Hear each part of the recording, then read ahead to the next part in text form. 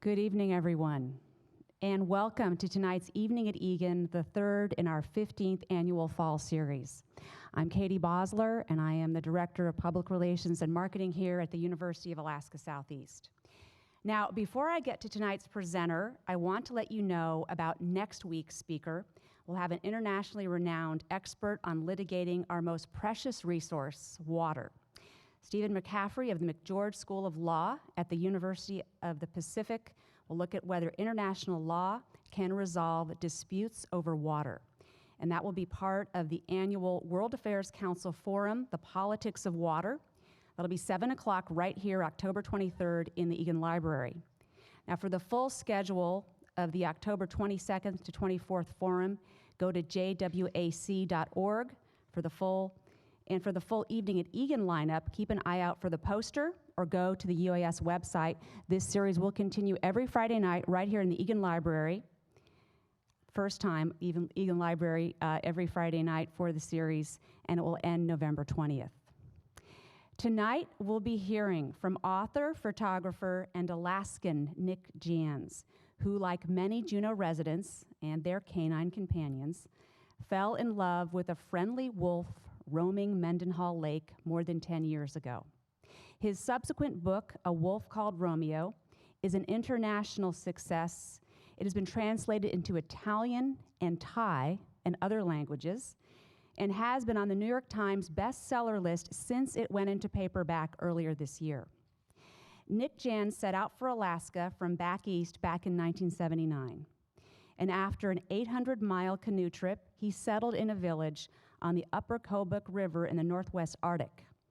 In his 2 decades in the region, he learned a lot about some of our most revered and feared wild creatures, wolves. He's the author of 11 books, hundreds of magazine articles, and contributed to many anthologies. A Wolf Called Romeo is his latest book, which a reader reviewer on Amazon.com calls the best man wild animal book I have ever read, period. Please welcome me in joining Nick Jans.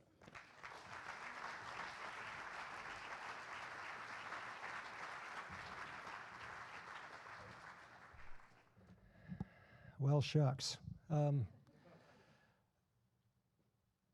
Thanks so much for coming. And I see many faces here who knew the wolf for themselves and were part of that story. We all were part of that story. If you lived in Juneau when the wolf was here, it's part of our history. It's not my story. It's your story.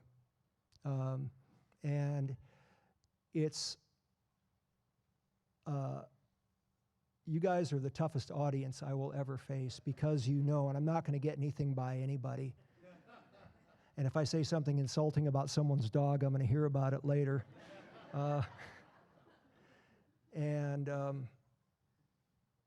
You know, I don't even know where to begin. It's hard to believe, first of all, that it's been 6 years since Romeo's been gone, because it really seems like yesterday to me. It doesn't go away, and his story doesn't go away. And I hope I can get through this damn thing. It's always emotional for me, and I never get tired of thinking about it. I never get tired of hearing him howl, even if it's on a tape. And by the way, this soundbite and video was taken by Dr. Vic Walker, and this isn't a commercial for his veterinary services, but nonetheless.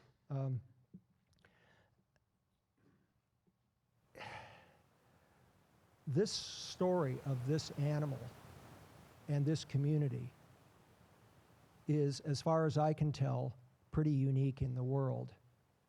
You have a large wild predator living not inside some preserve, but hopping fences through people's backyards and showing up out the road and down by Thane and out near the airport and out at the glacier. And this community of approximately 30,000 people showed an incredible amount of tolerance, forbearance, respect for each other, respect for wildlife. What do you think would have happened if this wolf had showed up outside of Fairbanks? Anchorage, Wasilla, Petersburg? It wouldn't have worked. And it was, and I don't even know if it would have worked today. I would like to think so, but it was a magical time. And I think a transformative time in the history of this community. Think about it. Look around town. There's 2 roads, 2 streets named after this wolf. There's a coffee and a beer named after this wolf in a town that likes its coffee and beer. And that's probably the highest honor of all. A bronze memorial plaque. Several books, including the fine photography book by John Hyde, a children's book, my book, Kim Elton's great little self-published book. And so many of you have your own books in your head and your own memories and your own pictures. And you guys truly have honored this wolf by being here, and I feel inadequate, really. I tried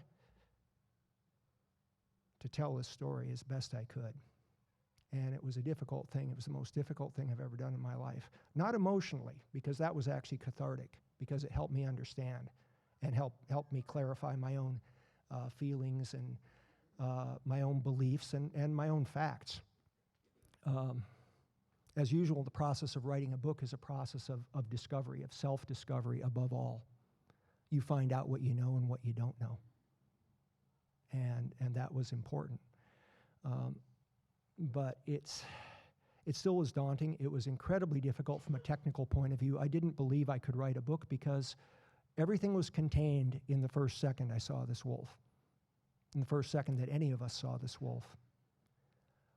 Wow, how cool, there's a wolf. Oh my God, he's dead. And then this repeats for 6 years. The same magical, enthralled, out-of-body moment and the same fear over and over and over again. How do you make a story out of this? And there were a lot of balls to keep up in the air. And like I said, I did the best I could with it. And what I wanted to do more than anything else was to make something good out of how it ended, and also to set it down right, because you can look upon this story as a tragedy finally. And I don't believe that that's the way it goes. This was not a tragedy, this was a triumph. This is a magical moment that went on. This doesn't happen. Not even in Alaska does this happen, where you get to know an individual wild animal, and in some cases, some of you, I know, as in a social way that you can best describe as friendship. There's no other thing to say, because it didn't have a survival benefit. He wasn't coming to get fed. And for some people, for sure, it translated past their dogs. He wasn't just trying to get to the dog to play with it and socialize with it as a surrogate pack. He totally knew individuals and tolerated them, and not only that, I think enjoyed certain individuals' company. And there were more people rather than fewer who have their own private little stories that prove that that's so. So anyway, I'll do my best and start at the beginning. We're going to end up with, how this is going to go is a video clip, some slides along with narration. I'm going to read a little bit from the book. And toward the end, we'll have a time for questions and comments. And when we get there, please think about what your question and comment. It would be really easy for almost any of you to go on for 15 minutes. And our total time will be about 15 minutes or 20 minutes. So think of what your question or comment is. And there will be mics passed around so that everybody can get as much a turn as we can.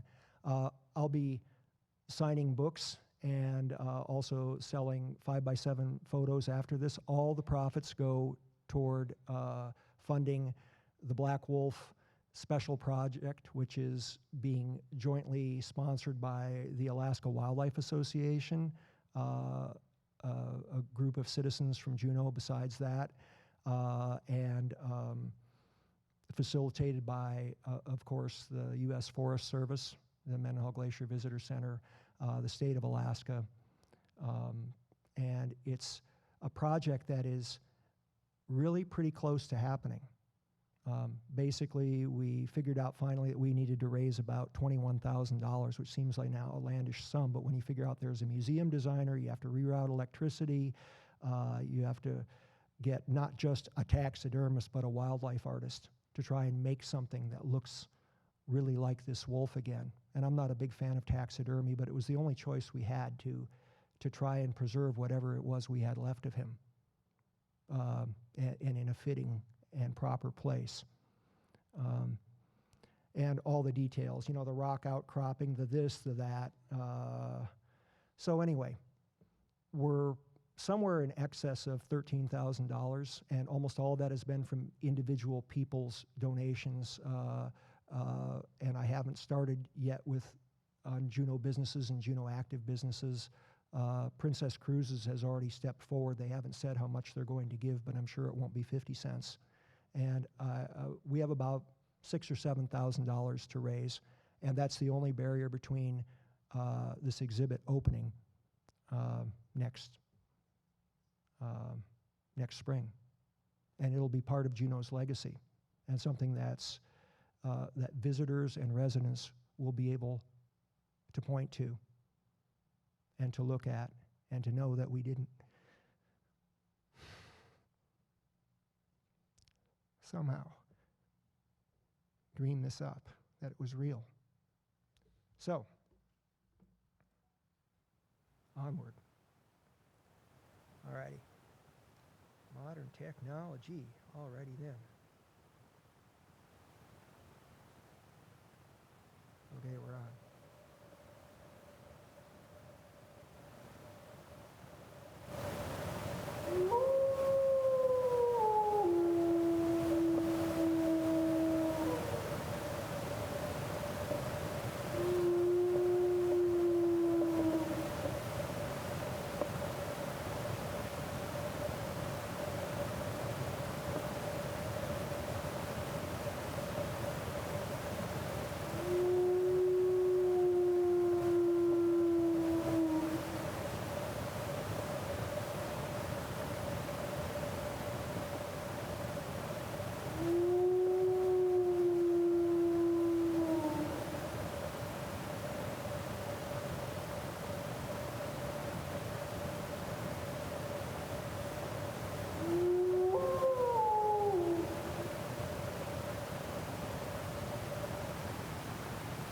I like that little look at the end best.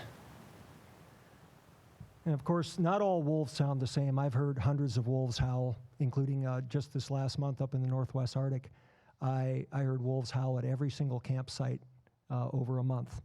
And it was really, really pretty cool. And saw a couple of wolves in broad daylight in separate occasions. And everyone else was saying that there were so many wolves in the Northwest Arctic. It's the most I've ever known in an area. And it was really, really neat to see that, because that really hasn't been the case across much of Alaska for many years. It's been pretty hard to see a wolf. But anyway, this wolf was the Pavarotti of wolves, or at least up there. Not everybody sings the same. Some wolves sound like idiots, and they can't hold a tune if they can't carry it in a bucket. And this wolf always had this beautiful falsetto tenor, and it had these bass notes at the end of it, and it woke me up practically, I don't know, I would say at least twice to 3 times a week every winter for 6 years, every winter day. Hang on a second. But of course, this isn't the story of just this one wolf. This is the story, hey, stop it. I hate Windows 8. Go away. Sorry, folks. But, you know, this isn't the story of just this wolf and us. This is a story of people and wolves. And here's an Arctic wolf. This is I took this shot up in the Northwest Arctic, I don't know, 10, 15 years ago, maybe 15. And this is one tolerant wolf out of a pack of 12 who let me be around him. He wasn't the youngest wolf. He wasn't the oldest wolf. He was just a different wolf. And they are like that. Every wolf has a different personality. I would say as strikingly as different dogs have a personality, and more complex, much more complex. And this guy has some of the features that you definitely see in a wolf. First of all, these damn enormous feet. They're like Dr. Seuss feet. And anyone who has seen a wolf move has little chance of mistaking it for a dog ever again. I have all these people say, oh, well, I wonder, I think my dog's part wolf, or my dog is a wolf. And most of the time, it's like, it's a German Shepherd guy.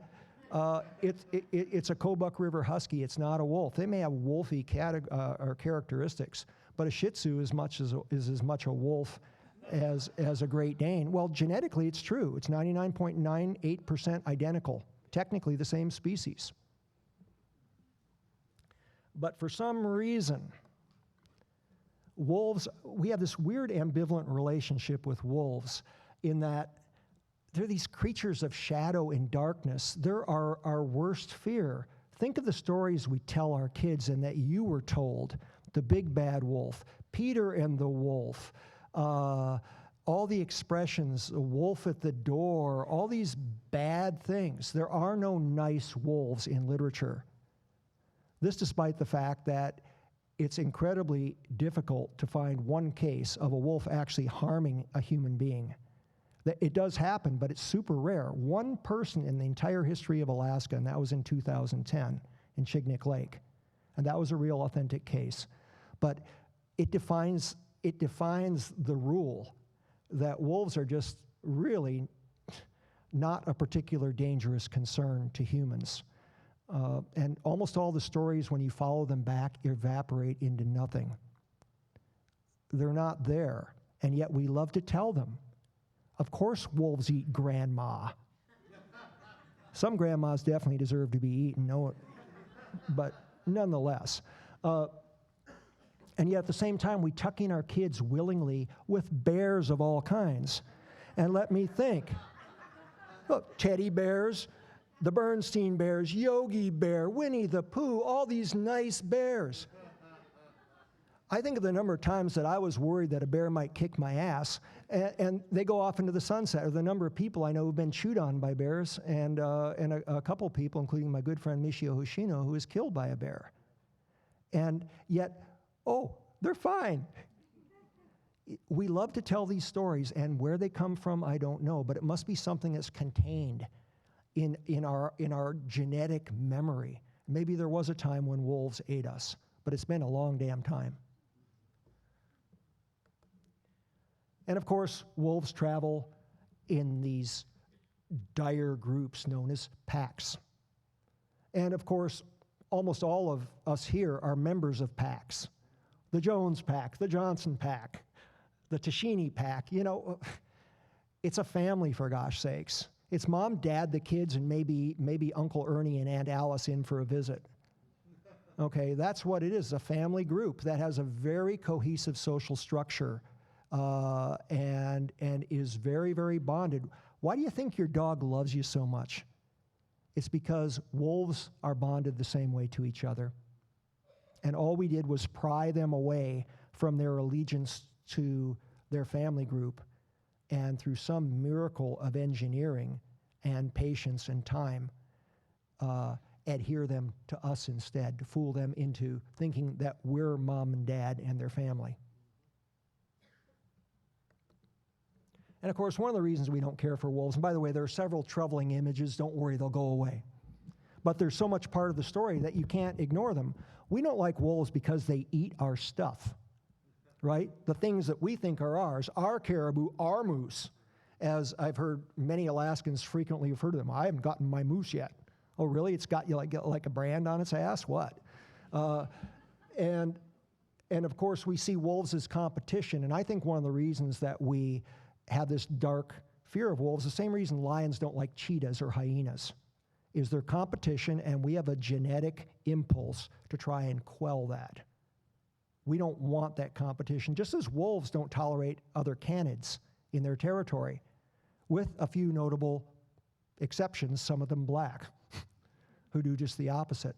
But in general, as Pat Walsh, who's a very good wolf biologist who works out of Dillingham, works for the Fish and Wildlife Service, told me it's the job of any self-righteous wolf to kill any canine he doesn't recognize in his territory. And that's what he found most remarkable about this story.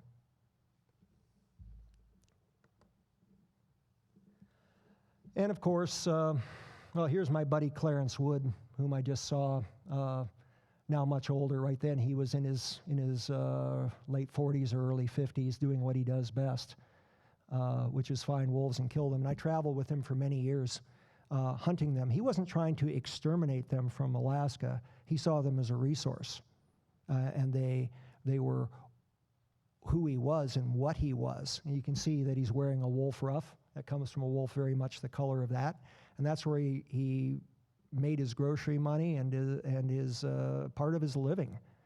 And if anyone had a right in this world to hunt a wolf, I would say it would be Clarence Wood. I would argue for that. Traveling with him, though, I found out very quickly that I wasn't Clarence, and I never did find that it sat easily with me at all. And of course, the state of Alaska, in the process of wildlife management, and before it was a state, going back to a territory, has, like the lower 48, basically had a no-holds-barred, well, they would, I think people would argue definitely holds-barred, but there has been an ongoing effort to control wolf numbers, and the lower 48 basically virtually wiped them out with a few little isolated pockets. Some would say with good science, some would say with shaky science. I was on one side of the issue, and it's a bitter, ongoing ideological fight. And wolves have become like a lightning rod. They always have been for what should we do, what should we allow. And this right here is Clarence Wood's drying line on after a successful season late in the spring, and I like best the light shining through that one eye.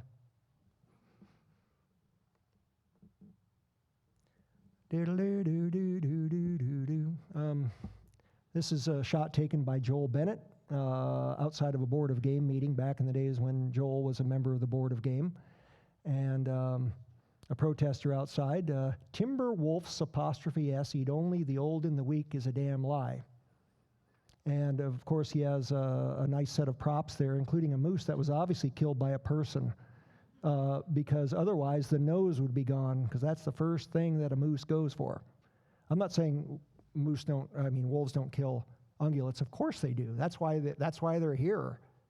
But the question is that in the process of trying to manage populations, there are all these unexpected consequences. It's so hard to figure out what the limiting factor is. And there's very little concrete research that shows that you can actually get what you want out of the end process. And of course, there's endless debate, including among scientists, over this fact, that there's just an endless debate, and there always will be.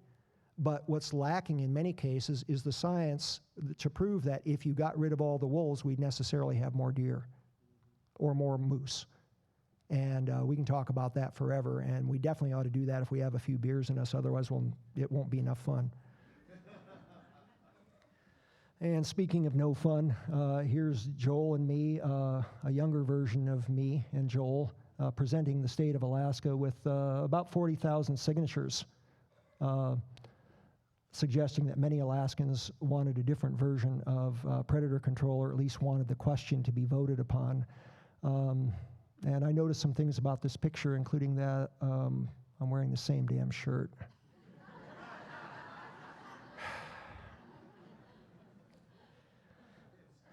Okay, well, There really isn't any symbol or message, it's just the shirt that I got. But so anyway, to fast forward, that's all the backstory.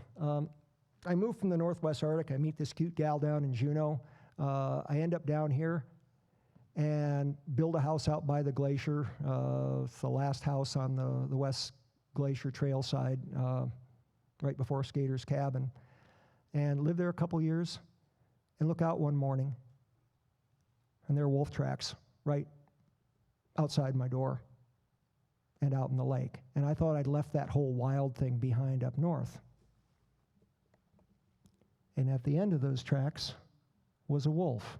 And not just any wolf. I mean, look at this guy. He's like the combined version of the young Arnold Schwarzenegger wrapped up in the young Paul Newman of wolves. I mean, he's buff, he's gorgeous. He's, again, all wolves, they may not sing as well as each other, and they also don't look as good. This wolf was a paragon of wolfness. He really was something. He's quite a boy.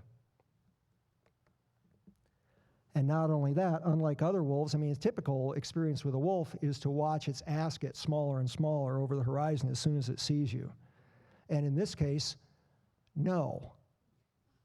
He's approaching people, and this is like right out of the box. This is back in 2003. Is that all of a sudden you have a wolf in your grill, and there he is. And what to do about this, especially, you can say, well, you shouldn't be near that animal. I opened my door and there's a wolf. Sorry, and this went on for many of us out there. And not only that, it was a place where people went to walk their dogs, to shoot the breeze with their friends, to ski, to ice climb, to whatever. And this wolf said, "Oh, wait a minute. You think this is your territory? This happens to be my territory. You can stay here if you want, but I'm here too." And of course, being a wolf, it all looks pretty menacing and scary at times. 120-pound, my grandma, what big teeth you have, wolf. And of course, that looks pretty threatening. And you totally know that we can't possibly have wolves around because of the danger they pose to our children. Well, never mind. I took this picture at a distance of about 15 feet on a spring day. And it's one of my fondest memories my whole time in Alaska was lying with my head on my pack, with my dog Gus's head on my knee, and the wolf lying 15 feet away, and we all took a nap out there in the ice. And everybody trusted each other enough to shut our eyes and just be. Weren't trying to get anything out of each other. We just hanging out, And some of you had that same experience. This isn't something unique. I don't claim any uniqueness at all in this regard. I just happen to be there. So here's the wolf we came to call Romeo as a goofy, approximately 2 to 3 year old adolescent. How do you tell the age of a wolf? The same way that you, at a glance, could look at most people and tell if they were under 20 or over 30. They have a way about them. There's all kinds of cues. Young wolf is gangly, a little goofy acting, a little bit lanky and not yet quite filled in. The coat is usually more lush, the teeth more perfect. All these things, you can just sort of dial it in after a while. And can you be fooled? Sure, just like you can be fooled by a person's age sometimes, but in general, it's pretty easy to see. Now, here's an interesting point, which is at the key and the heart of this story. How long does an average wild Alaskan wolf live? You'd think 8, 10 years, right? Maybe 12, like a big dog. A couple of very good studies, one done in Denali Park, where wolves, I'm not talking about the wolves that wander out of the park, I'm talking about wolves that stay in the park, shows that the average wolf lives to be less than 3 years old. They don't get to die of old age. It's not that they couldn't. They don't get to die of old age. A wolf's life, like that of any top predator, an apex carnivore, is super tough. They die of starvation. They get kicked in the head by a moose. How would you like to grab an 800-pound moose with your mouth every time you needed to eat? Okay, I've skinned out a couple of wolves that had stove-in skulls, broken legs that had healed, missing parts of their entire jaw that obviously were from just trying to get food. So they have trouble there. 1/3 of all fatalities in some areas are due to inter-pack strife. That means, think of the mafia. Think of families, the Gambinis butting against the Corleones or the whatever. And anytime anybody crosses into somebody else's territory, they stand the real threat of being whacked instantly, without question. You don't mess with another pack's territory. And so you have a social order. They have a self-regulating society. And when you go into the middle of a bunch of wolves, remember it's a family, again, just like the mafia, and you split them up, the question is, what happens? I would suggest, and my friend Seth Kantner, who grew up around wolves, and we've discussed this many times, is when a pack gets broken up, more wolves get to mate. They get fragmented. Instead of just mom and dad, the main two wolves mating, they get splintered up, and we actually may be making more wolves. So it's an interesting point of management. Again, unforeseen consequences. And you don't see a whole lot said about this, but Seth actually saw a pack that got decimated by one of his Eskimo friends, and then all these wolves in springtime mating in some sort of a weird frenzy, and probably diffusing their anxiety and everything. But it was like, you don't see that. That isn't what happens. So anyway, wolves live a tough life. This wolf arrived already at near the age limit, and he lived another 6 years among us. He outlived way your average male wolf. And so you can say, well, this was bound to happen. This is a tragedy. This was caused by people. Those is not the facts, not by the studies. He actually lived that long, I think, because of the benefits he gained from being around us. Other wolves were not so willing to be this close to people. And so he gained protection from a surrogate protective group. One of the things that wolves do together is they break trail. We and our dogs broke his trail, so he didn't have to use up all this energy. And he had a wonderful little bailiwick, a network of trails branching out anywhere he wanted to go, with incredible abundant small game everywhere. And he became a small game specialist. I don't know how many pieces of wolf poop I picked apart over the years, but it was lots. Every time I saw a piece of poop, and I had even a couple of minutes, I'd go through and see what was going on in there. And mostly I found fish bones, beaver hair, lots and lots of microteens, various little mice and voles and shrews and things. He must have eaten them like popcorn sometimes, because there'd be like lots of little footies and tails sometimes. For sure, there was occasional goat hair and deer hair, but as anyone knows, there are really not that many dang deer out near the glacier. And I think he traveled and found stuff. But basically, he was allowed to find something that worked, and he didn't have to waste all this energy breaking trail, defending territory, or getting kicked in the head to eat.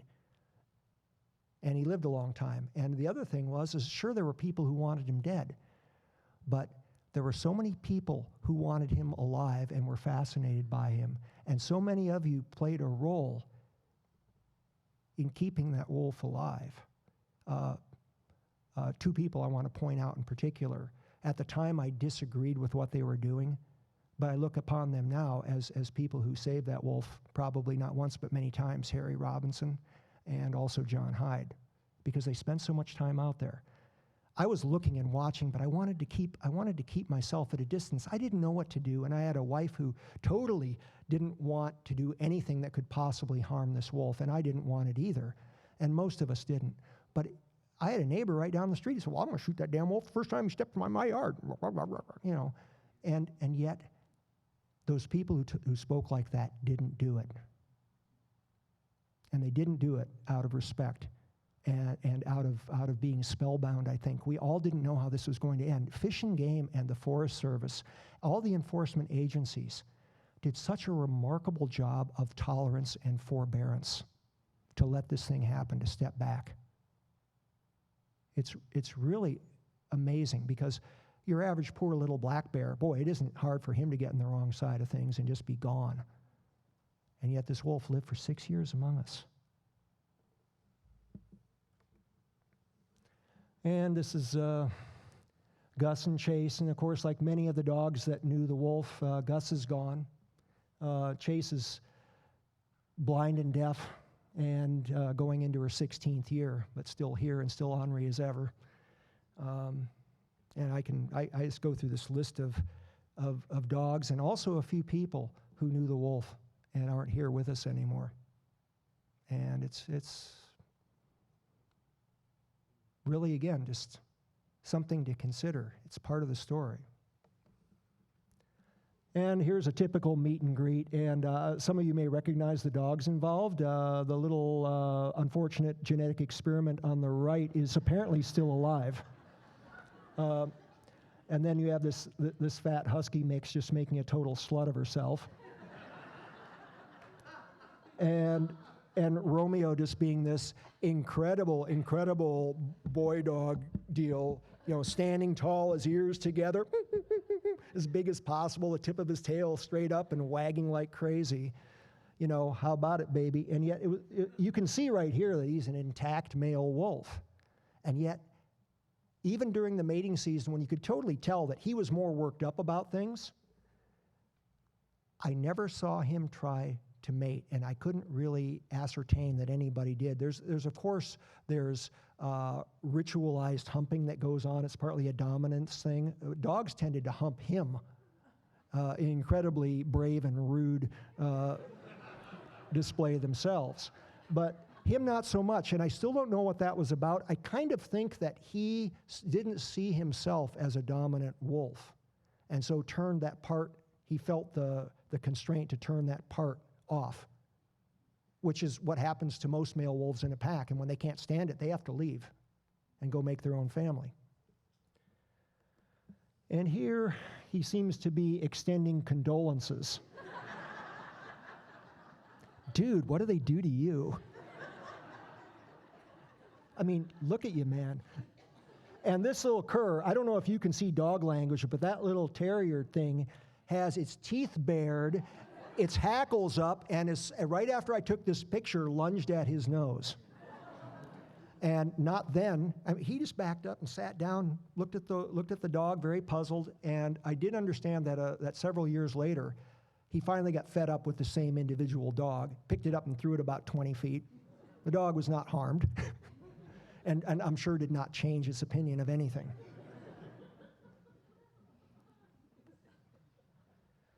And here you get kind of an object lesson in the difference between a dog and a wolf. Look at that damn thing's head and look at Gus's torso. Gus is a fairly petite boy, about 65 pounds. That wolf's head is as big as his chest. I mean, this is like LeBron James with Danny DeVito. And this is Jesse. This is a very nice shot. I actually really pulled hard for this to be the cover of the book. Dave Wilson took the shot. Some of you know him. Very nice guy who's, I think, now moved up Fairbanks way, and very, very good amateur photographer. This is Jesse, our neighbor, Tim and Maureen Hall's dog. And Jesse, this rabbity little border collie, used to run off and sometimes disappear for hours at a time, even overnight, with this wolf, and then come back for years.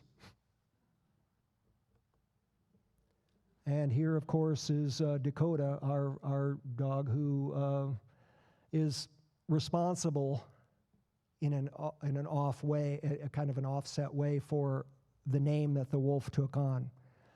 As anyone who knows my wife, Sherry, knows that a dog is not a dog. It's her child and the most precious thing in this universe. And so, of course, she's concerned about who her child, her beautiful little girl, hangs out with. And one morning, the wolf is curled up in the yard waiting for Dakota to come out and take her pee, which sooner or later she's got to do. My wife, with her arms folded, says, "Well, there's that Romeo wolf again." And we'd seen the wolf so many times at that point that we had to call it something. And of course, this was an issue. You know, this is the naming of something. You can't name an animal. That creates, as Pete Griffin, who was the district the district ranger at that time, said, this creates the illusion of a relationship that does not exist.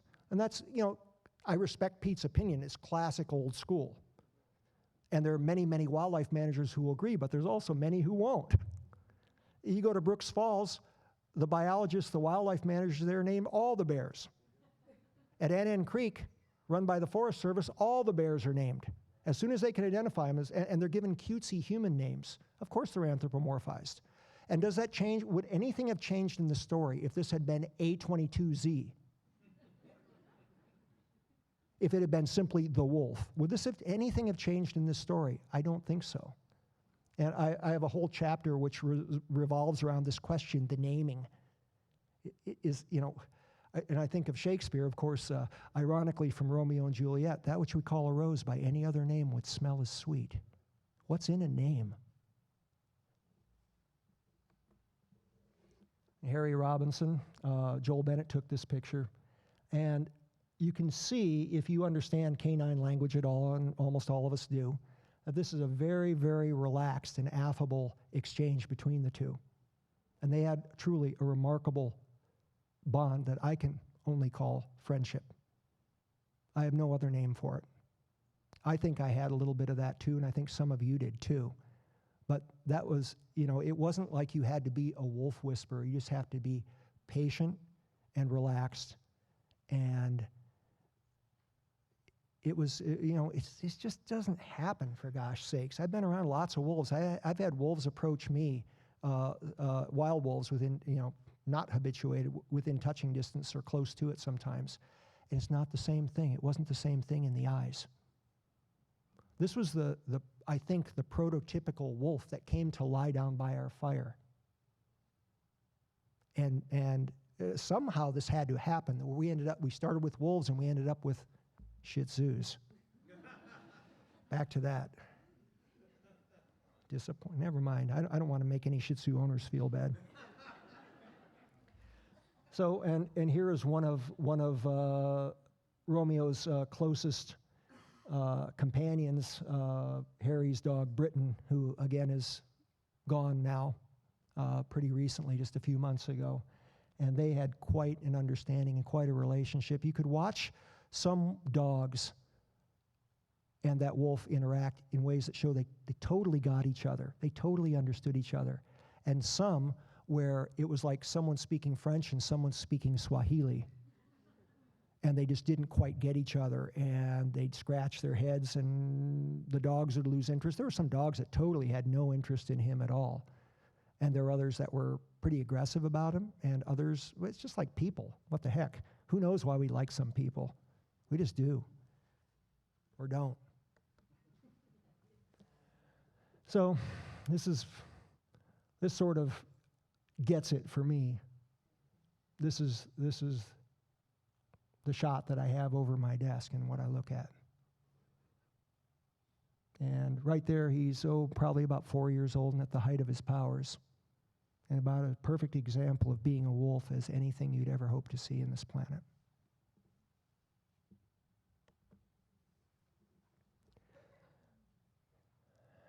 I don't really have to say much about that. It just is what it was. Except that it was such a wonderful amphitheater. His howls would echo. They'd travel for sometimes a couple of miles at night. And you could hear him on the far side of the lake. You could hear him sometimes way up the West Glacier Trail, and they just filled the whole universe.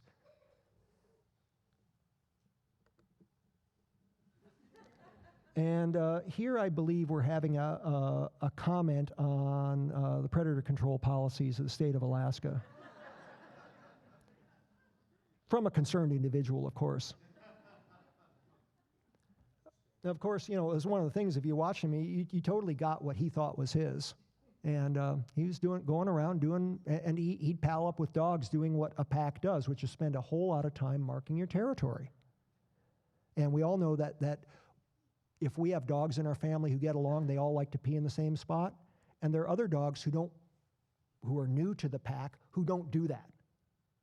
And you could tell who he liked and who he didn't by how he peed. Because of course, you know, to us it's like, well, we want to go and hide, but to a canine, this is a big deal. This is an important social moment. And of course, the old expression of a wolf at the door took on complete new meaning. I mean, like, how are we not going to interact with this wolf? Because there he is, practically every damn morning. I mean, we could stay inside the house, and sometimes the tracks would lead right up to the door, literally. I had to throw snowballs at him to get him away. And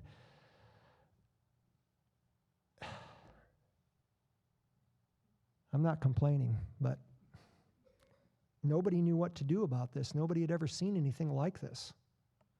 It wasn't like a nuisance bear coming around trying to get in your smoked fish, you know. He was just being social. Speaking of which, as we all know, dogs smile. And they got that somewhere, and here it is. And I've seen many wolves smile. And he's looking straight at me. I didn't have a dog with me. He's coming over to say hi.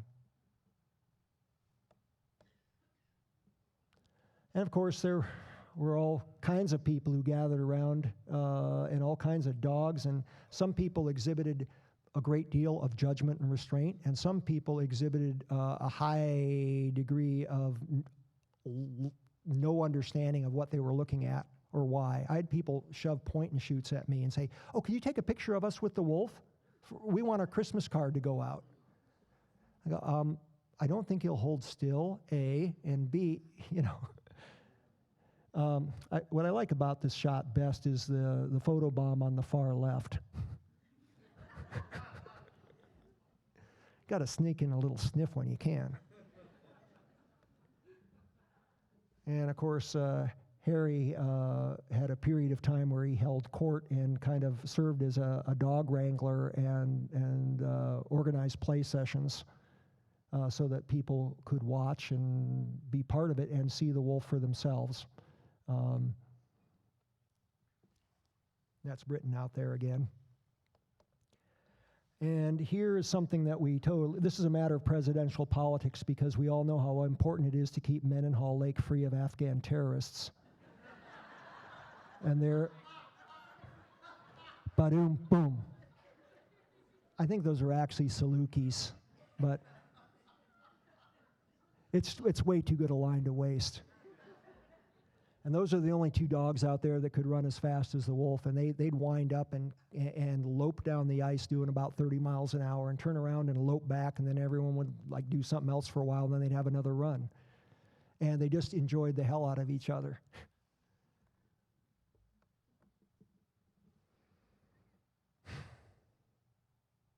Yep. And of course, it's a rainforest in winter, much of the time when the wolf was the most visible, living a pretty tough life. There were times like the winter of 2007 when the snow was incredibly deep, and it was incredibly difficult, and he got pretty damn skinny. He didn't look so good a lot of times, and you could tell at those times that while, maybe people were putting out food But I lived there, and I never saw him look like he was approaching anybody for food, and I never had a firm admission except from one person who said, well, he looked like he was doing poorly, and we just put out a deer head and some halibut and left it. You know, I don't think he necessarily attached to people, but most of the time, I mean, he was just making it or breaking it on his own, and it was up to him. And one time he disappeared for several weeks and didn't come back, and when he did, boy, was he skinny. He did not look good. He dodged a lot of bullets, I'm sure, in his time, real and metaphorical. And of course, sometimes it snowed so hard it seemed like you'd drown opening your mouth to howl. Here's a rare shot. This is a video still from one of Vic Walker's, and Vic and I and a number of you in 2008 in the spring saw this when a pack of wolves showed up off the West Glacier Trail. I think they were feeding on a couple of deer, goats that were down up in the trees. And they may have killed them, or they may have been scrounging winter kill, we don't know. But when I heard this howling going back and forth, I thought he was dead. That was the first time I thought there's no way he's going to survive this, because when the Gambinis come for you, they're not going to eat around and sit around and eat cannoli and drink coffee, you know. And somehow they struck a balance. And this wolf, this young male who looks very, very concerned here, stuck around for a few days. And then he couldn't stand the heat. He couldn't stand all the people, and he left too. And they left the wolf to his territory. But he totally won that fight. I mean, you could hear there was an edge in his howls when he was going back and forth. You could hear his howl, and he was like, hoo, hoo, hoo, really letting it have it. And I still don't know how he managed not to be killed. He must have had the same sort of social intelligence that he did with dogs. A combination of the way we wish America could be was big and strong but forbearant. Not trying to be political here. And by the way, this is a Donald Trump rally. I just disguised as.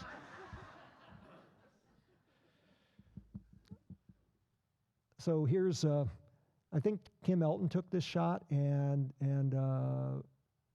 this is a very satisfied looking wolf cleaning up, I think, the remains of that pack's kills there. And you can tell a very, very relaxed and satisfied looking dog there. Saying, look what I've got, with his ears back. Very content and relaxed lying down. Okay, this isn't a hunting shot. That's a pug under there. And no pugs were harmed in the making of this.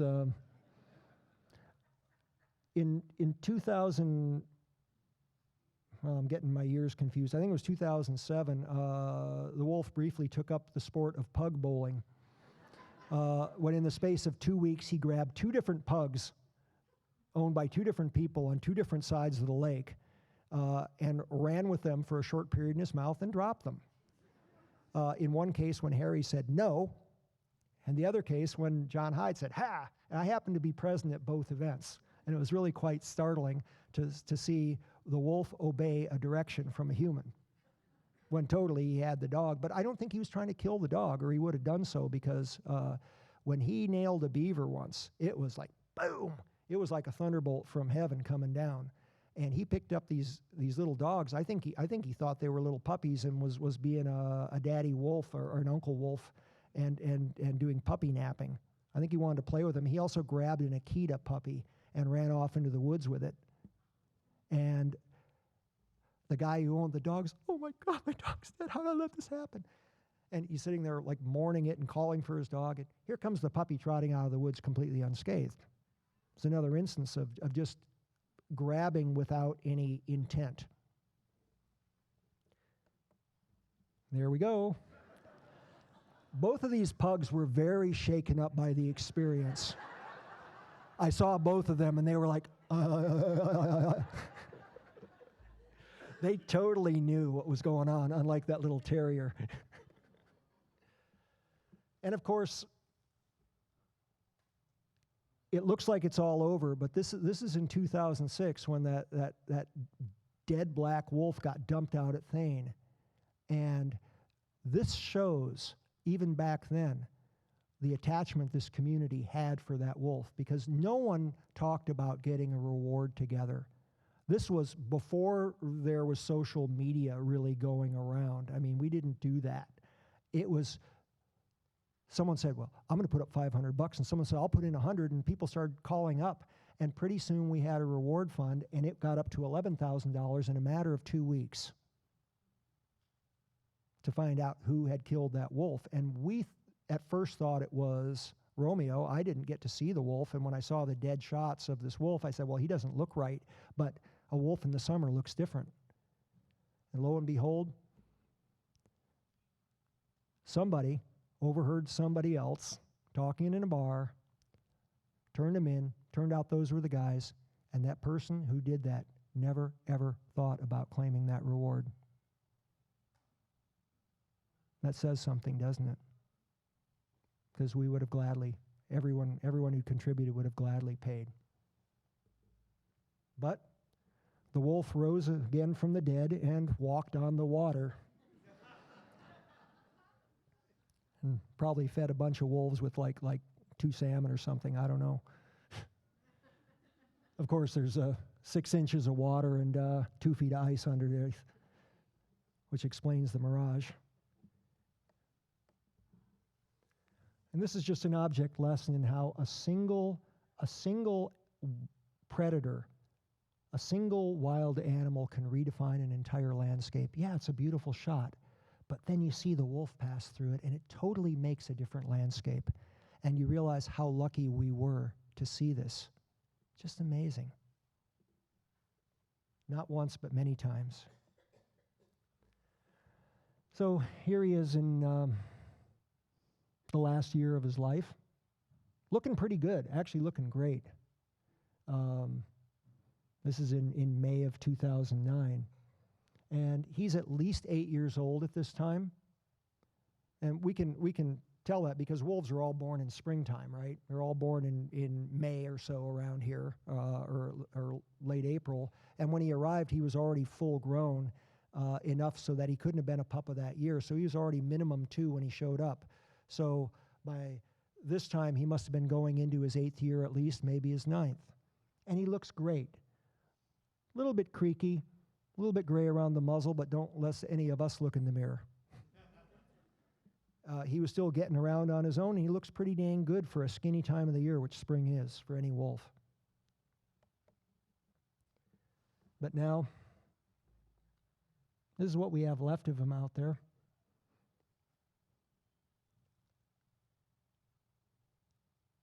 And of course, Skip Wallen was the artist who worked on this, and gosh, so many of you were part of this whole thing, either directly or indirectly.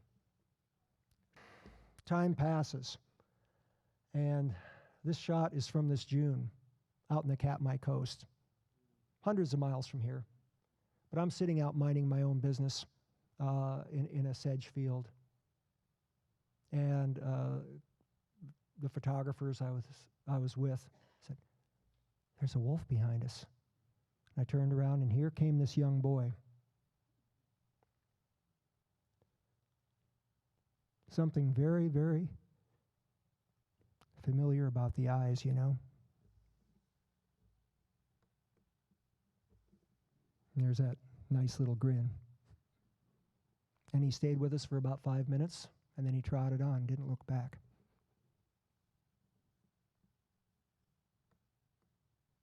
Oops. Wait, how'd that happen? I hate Windows 8. One more little video clip, and that ends this part of it. This is also, stop it. God. Annoying.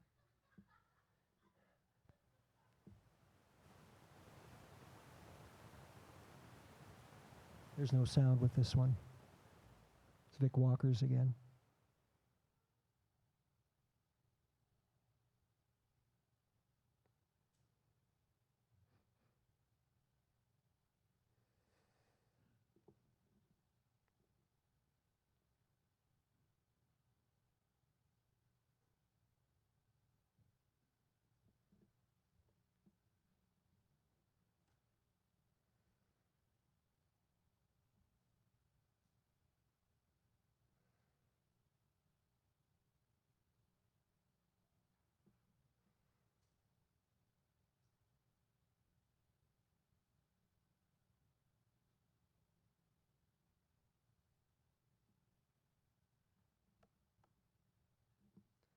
And that's how I remember him. That's how you remember him.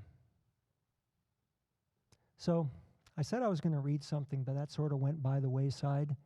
And I think it's superfluous at this point. I think probably, I mean, if you want to read the book, I don't want you to buy the book. I want you to read it. And I want you to pass it on. Not you know, yeah, I'm a writer, and yeah, it's nice to have a successful book, but this isn't about this to me at all. It's about trying to effect some sort of change in this world, some sort of increased tolerance. I'm not talking about a kumbaya moment. I mean, shucks, nature's nature, wolves are wolves. But just if we stop and we tolerate the wild in our lives, just step back and tolerate it, you find out that most often what excludes the wild from our lives is us. We refuse it.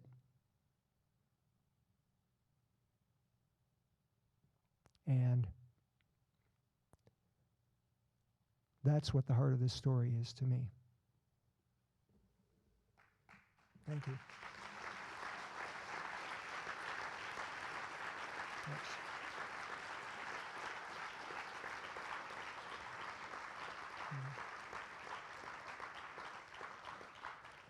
Okay, so a few minutes of questions and comments. Again, try and keep them focused. There's a couple of mics passed around. Raise your hand, and so that people can hear. And after this, we'll go like 15 minutes. And then if you want to buy a picture or a book, again, all the proceeds go directly to the Black Wolf Special Fund as all the pictures I've sold in the past year and a half are all going to that same thing. And thank you for those of you who have something else to get to. Thank you so much for coming. It's an honor. So, questions? Raise your hand. Okay, there's one back there. If I don't know the answer, I'm going to say I don't know. Nick, did anyone ever see Romeo interacting with bears?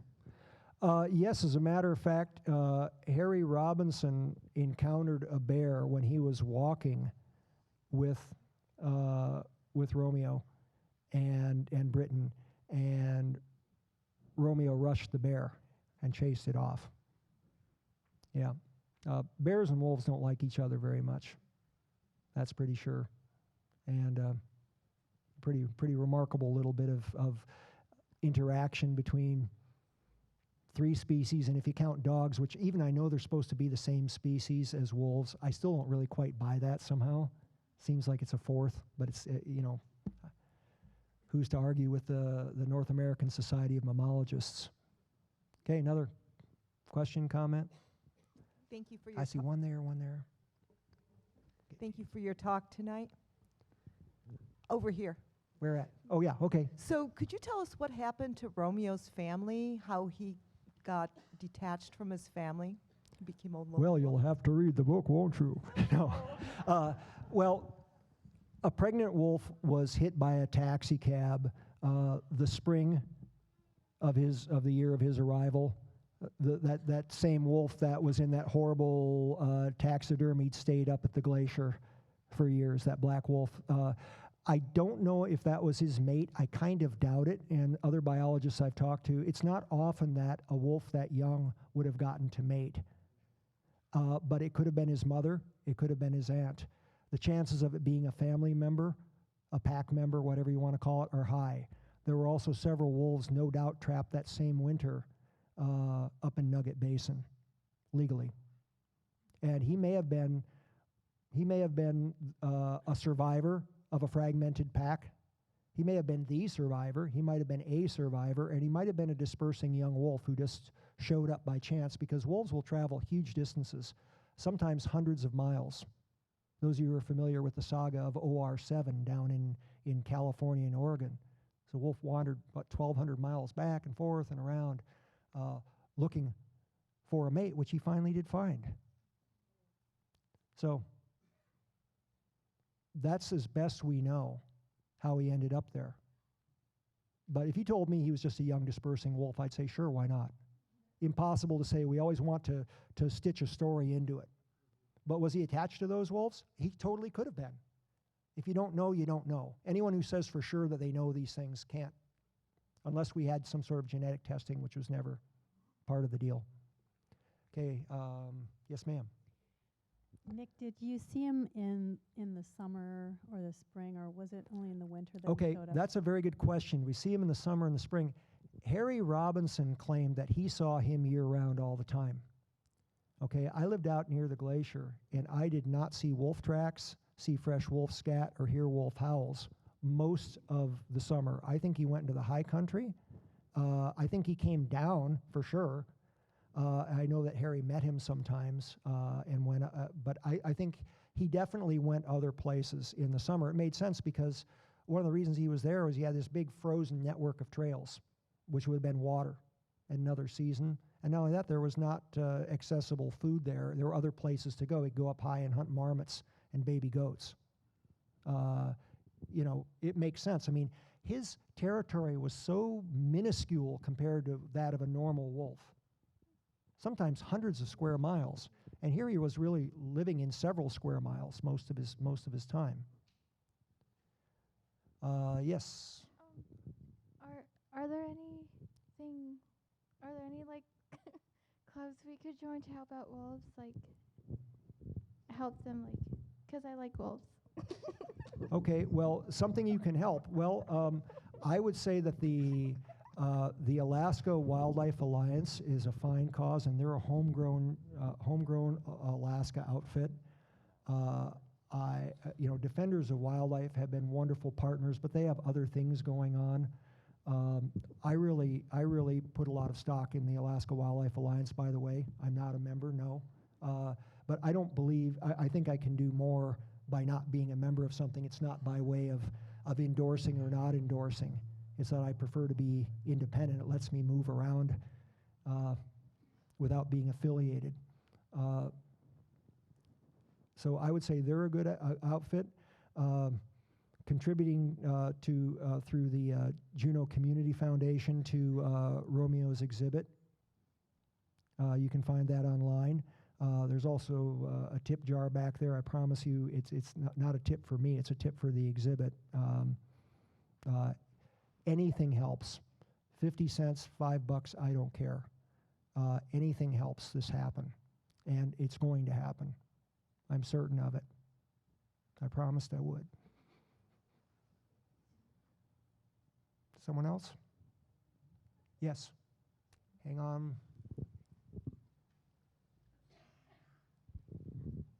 Do you know if Romeo had a pack or not?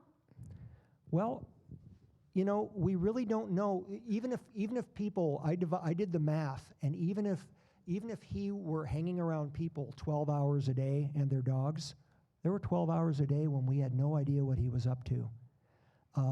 And there were times when I thought I heard howls at night, and for sure there are these other wolves, and maybe those wolves were not invaders, but they were part of a group that he was affiliated with, that he was part of. Sometimes it's not so cut and dry, just like it is with families these days. You have what we call satellite wolves, who don't quite live with a pack, but they hang out in the general area with it and get some of the benefits of being around that group. But we really don't know for sure. I saw him on a foggy day with a white ghosty animal. It was so foggy that you couldn't see to the back of this room except it was out in the lake, and so you felt like you were in this incredible void somewhere in a Star Trek movie on some planet. And Romeo appeared with this very pale, ghostly white figure I could barely see, except I knew it was a canine, and I thought it was a dog because I didn't get a very good look at it. I couldn't really. I saw them both, and then they disappeared, and the people never came. And this was far at the other end of the lake, And that could have been the same light-colored wolf that an Eskimo woman who lived over in Thunder Mountain area said that she saw Romeo with. And there was that light-colored wolf who showed up after Romeo was gone and was hanging around on and off out by the glacier. And so we really don't know. You know, we don't know what he was up to. And that's the part I like best, is the things we don't know. Things are supposed to be a mystery in this life, some things. We don't need to have the answer to it all. Yes, back of the room back there.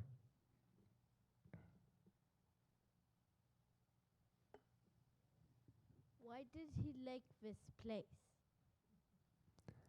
Repeat again, please. Why did he like this place?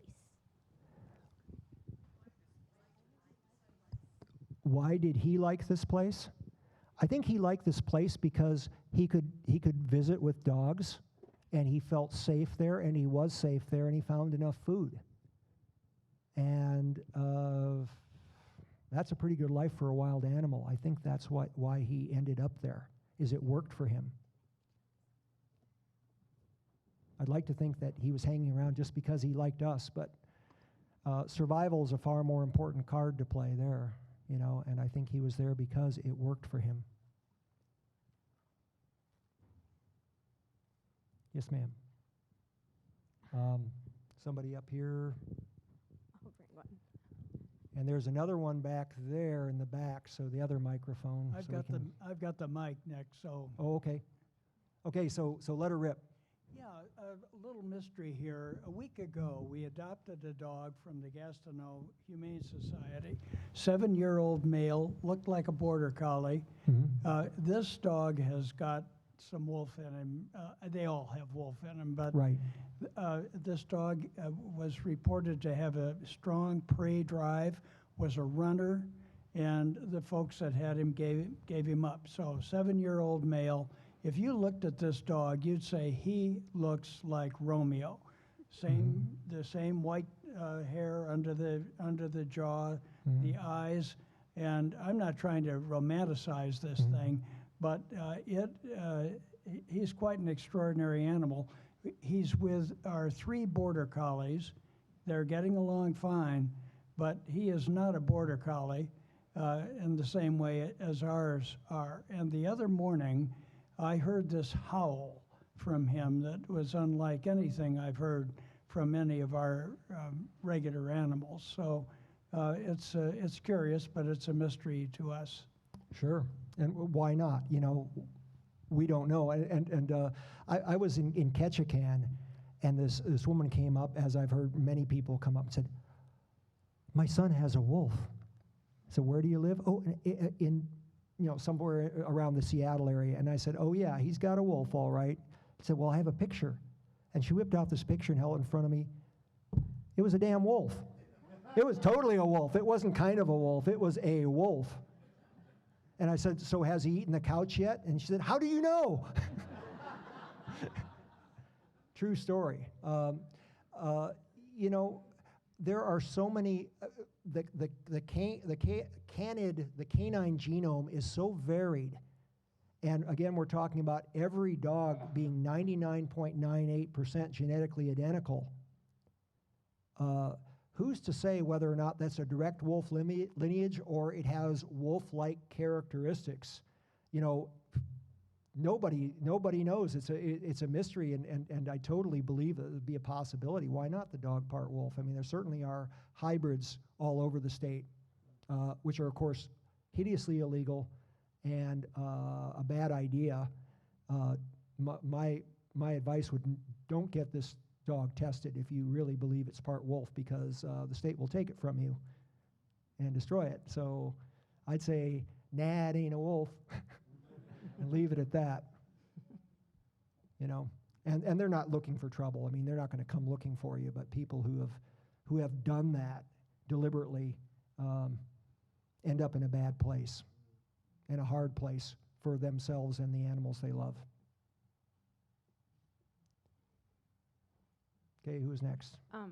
Yes, I ma'am. just moved here a month ago, and I've heard about Romeo, but what happened to him? Well, He got shot and killed by a couple of outliers, and they weren't part of this community really. One guy was from Pennsylvania. He was like keeping ahead of a very sordid and criminal past. And his buddy, who was from back east, came here, and they were serial poachers, and they killed a number of other animals, including bears, illegally, and they targeted the wolf. If you believe their story, it's one thing or another, but I think the odds are very, very high that they killed him, waiting in a parking lot for the dogs he thought were going to show up. And they took great satisfaction in that. That was very well demonstrated by people who ratted him out. And what happened to them? Well, they weren't punished in this world. And, you know, I really don't wish them ill, but I sure don't wish them well. Jeff Peacock is dead now. He passed of cancer last year. And the last thing I heard of Park Myers III, he was a guest of the state of Pennsylvania, to put it politely, and in for copper theft. And if we know anything about copper theft and who does that stuff, it's the desperate cry of a junkie. So these guys are in their own hell. You know, they don't even matter much. They don't even matter much to me. I don't think about them. Next. Yes. Over here. And raise your hand high so I can sort of run things. Okay, there's another mic back. Oh, you got a mic first. Okay. I have a mic. Okay, then. You were earlier speaking about the transition from wolf to dogs. Everyone that has dogs understands how close humans can be to dogs. And I was thinking about the archaeologist Dixon, who found On Your Knees Cave. And in speaking to Dixon years ago, I remember him mentioning that there were canine bones in this. On Your Knees Cave is the oldest human remains ever found in Alaska at Sure. that time, at any rate. And do you know whether that was a dog, domesticated dog, or a wolf that was in the cave in Southeast Alaska? I don't know that particular case, but the exact path to domestication and when it happened and where is getting pushed back continually. Not so long ago, just when I started writing the book, it was pretty well accepted that it happened 15,000 years ago or so in China, and now it's been pushed back to at least 35 to 40,000 years. And I think it probably happened in multiple places because, of course, wolves occur North America, Europe, and Asia. And I think it's sort of like, who came to the New World? The Bering Land Bridge is a very simplistic approach. I think it probably are multiple points of domestication.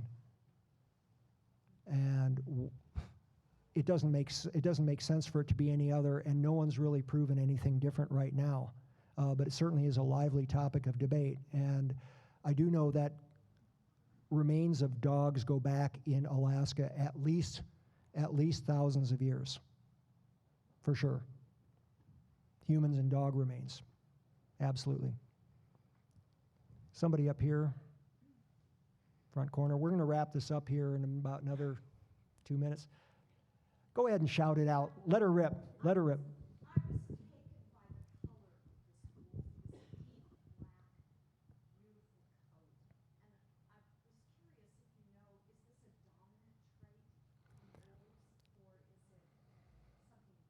Okay, I'll repeat the question. She was commenting on the black color of this wolf. Very interesting, because black in wolves is only found in North America, and it has been traced genetically. I don't know how these guys do this. It drives me crazy, but to interbreeding with Native American dogs. We're talking about post-domestication. And that's where black wolves come from. It's a genetic marker of this feedback loop from breeding between dogs and wolves. Now, does that make a wolf like Romeo? Could that explain, as one commenter who said he was a trained wolf biologist went on at length in a letter to me?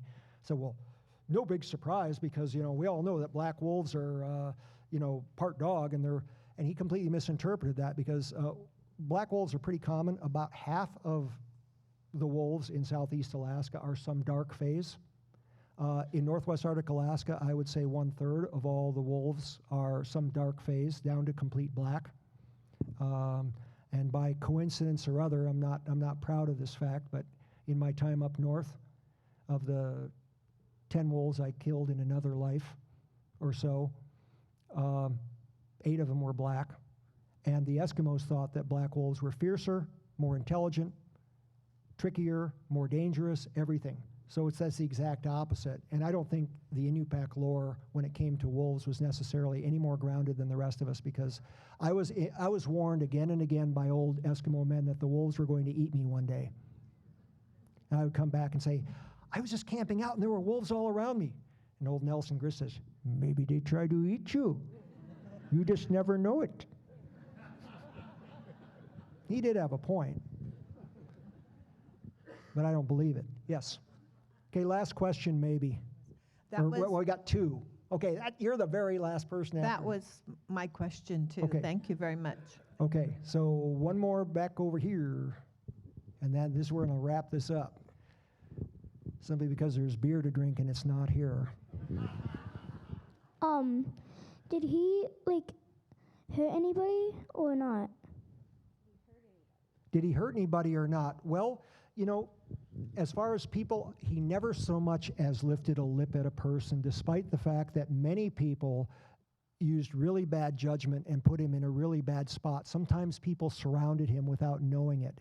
And that puts a wild animal, especially a wolf, in a bad place where they feel like they're surrounded and they feel like they're being ganged up on. Now, there were at least, I could only authenticate 3 cases of dogs disappearing that were blamed on him. And with the exception of one of the last dog of the bunch, which was a small Pomeranian puppy, and I talked to the owner. I was there right after it happened. I just missed seeing it. I do think that actually did happen. But I'm not sure that he recognized that as a dog. It was a very little puppy, and it was far away from people. And the other 2 dogs that disappeared, there was no eyewitness of the disappearance. There was no proof that a wolf of any kind killed them exactly, and certainly no proof it was Romeo. One of them was out the road, where there certainly are a number of wolves around Amalga. And it could have been, because times are hard, but in general, what's remarkable to me is the thousands of interactions where totally nothing happened. And I saw dog after rude dog take liberties with that wolf, and him just be as tolerant, much more tolerant than your average affable, old, good boy lab could possibly be. It was just remarkable how patient he was. And that's a good place to stop. So anyway, I'll be back there, and thanks so much again for coming. And again, it's an honor.